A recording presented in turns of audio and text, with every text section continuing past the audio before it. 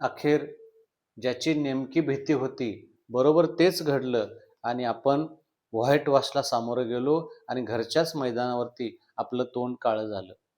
खरं तर ही मालिका सुरू होण्याच्या अगोदर दक्षिण आफ्रिका संघामध्ये हार्मर, मुत्तुसामी आणि केशव महाराज हे 3 फिरकीपटू होते, की जे भारतीय दौऱ्यावर आले होते. यातील केशव महाराज याचं नाव आपणाला IPLमुळं किमान माहिती तरी होतं आणि तो तसा प्रसिद्ध फिरकीपटू आहे दक्षिण आफ्रिकेतला. पण हार्मर आणि मुत्तुस्वामी हे नेमकं कोण आहे, हे आपल्या बऱ्याच जणांना शोधूनही सापडलं नसतं. तशातच या दोघांची कामगिरी चमकदार व्हावी हेही आश्चर्यकारक आहे. अशा 2 नवख्या फिरकीपटूंनी आपणाला घरच्याच मैदानावरती लोळवलं, याचा तर पश्चाताप होतोच. केशव महाराज हा यांचा सपोर्टिंग रोलमधला खेळाडू ठरला. याच्या उलट जेसन हा त्यांच्यातला वेगवान गोलंदाज होता. खरं तर ते एकच वेगवान गोलंदाज घेऊन खेळत होते, कारण रबाडा हा त्यांचा मुख्य गोलंदाज अनफिट होता.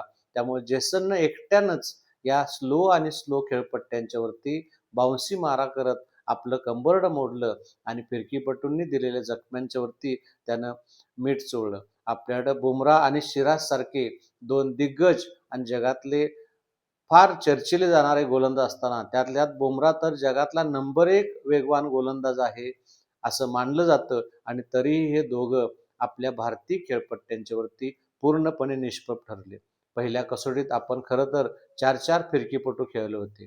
त्यातले 3 फिरकीपटू हे डावरे होते. जडेजा, अक्षर आणि कुलदीप हे 3 फिरकीपटू डाव्या हातानं गोलंदाजी करणारे होते, तर वॉशिंग्टन सुंदर हा उजव्या हातानं होता. खरं तर जडेजा आणि अक्षर हे दोघंही डावखुरे फिरकी गोलंदाज एकाच प्रकारची गोलंदाजी करतात. एकाला झाकावा आणि दुसऱ्याला काढावा अशा प्रकारची त्यांची गोलंदाजी असते. तरीही दोघांना खेळवलं जातं, कारण हे दोघंही चांगली फलंदाजी करतात. जोडीला आणखीन एक डावखुरा कुलदीप असतो, पण कुलदीपचा प्रकार जरासा वेगळा आहे. तो खरं तर जेन्युइन स्पिनर आहे असं म्हटलं तर चुकीचं होणार नाही. वॉशिंग्टन सुंदर हा ह्या तिघांपेक्षा वेगळा आहे आणि शिवाय तो ऑफ स्पिनर आहे. दक्षिण आफ्रिकेच्या ऑफ स्पिनरनं काय केलं हे जगजाहीर असतानाही पहिल्या कसोटीत आपण वॉशिंग्टनला गोलंदाजी दिली नाही, याचा आता पश्चाताप करून काही उपयोग नाही. एक फलंदाज म्हणून आपण त्याला खेळवलं आणि नेमकं आपण काय साध्य केलं याची चर्चा बराच काळ होत राहील. एका बाजूला दुसऱ्या संघाचा ऑफ स्पिनर हा मालिकावीर होत असताना आपला ऑफ स्पिनर पहिल्या कसोटीत हात चोळत बसला होता, ही गोष्ट मनाला खेद देत होती. दुसऱ्या कसोटीतही आपण कुलदीपचा म्हणावा तसा योग्य वापर केला नाही आणि मग रिझल्ट आपल्या समोर आहे.